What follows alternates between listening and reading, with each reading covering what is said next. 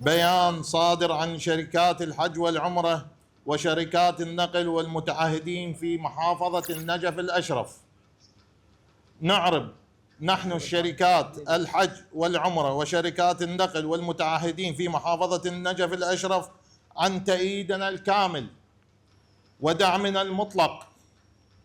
للهيئة العليا للحج والعمرة ولسماحة الشيخ سامي المسعودي رئيس الهيئة العليا للحج والعمرة لما بذلته الهيئة من جهود كبيرة ومتميزة في خدمة ضيوف الرحمن، والتي أثمرت عن تحقيق إنجازات غير مسبوقة رفعت اسم العراق عاليا بين دول العالم الإسلامي.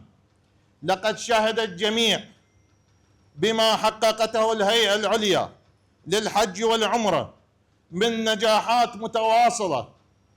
والتي توجت بحصول بعثة الحج العراقية على المركز الأول في جائزة لبيتم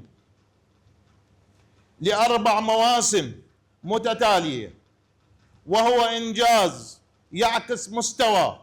تنظيم والإدارة والخدمات المقدمة للحجاج العراقيين، حتى أصبح الحاج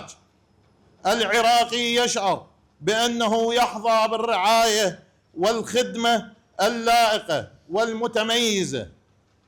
في جميع مراحل أداء المناسك. وفي الوقت الذي نعتز فيه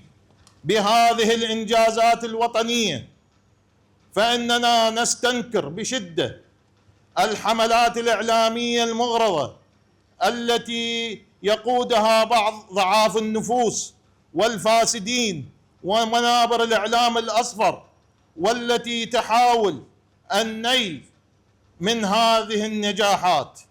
والإساءة إلى الجهود الوطنية المخلصة خدمة لأجندات لا تمت للمصلحة العامة بصلة. إن هذه الحملات لن تنال من عزيمة المخلصين، ولن تحجب الحقيقة التي يشهد بها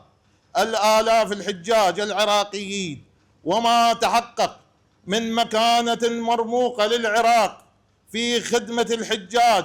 على مستوى العالم الإسلامي. ونؤكد وقوفنا الكامل إلى جانب الهيئة العليا والحج والعمرة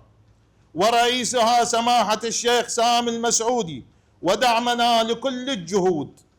الرامية إلى تطوير خدمات الحج والعمرة والحفاظ على سمعة العراق وإنجازاته.